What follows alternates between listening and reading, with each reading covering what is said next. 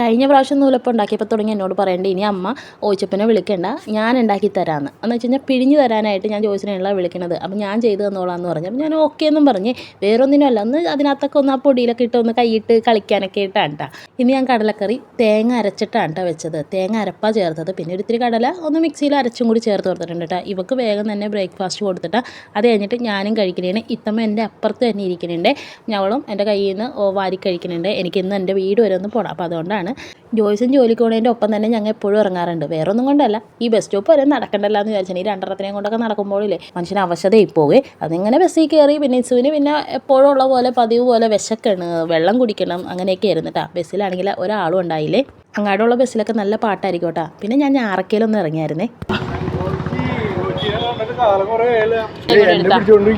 അതെ ചേട്ടനോട് കുറച്ച് നേരമൊക്കെ വർത്താനം പറഞ്ഞു കഴിഞ്ഞ് പോസ്റ്റ് ഓഫീസിൽ കയറണമായിരുന്നു, ബാങ്കിൽ കയറണമായിരുന്നു. അതൊക്കെ കഴിഞ്ഞ് നേരെ വീട്ടിലോട്ട് പോയി. 3:30 ഇവ ക്ലാസ് കഴിഞ്ഞ് എത്തും. അപ്പോൾ അതിന് മുമ്പ് എനിക്ക് അവിടെ എത്തണം. അപ്പോൾ വേഗം തന്നെ നമുക്ക് ഞാൻ ചോറ് കൊടുത്തു കഴിഞ്ഞിട്ട് ഞാനും ചോറ് കൊടുത്ത് കഴിച്ചിട്ട് ഞങ്ങൾ അവിടെ നിന്ന് വേഗം ഇറങ്ങിയായിരുന്നു കേട്ടോ.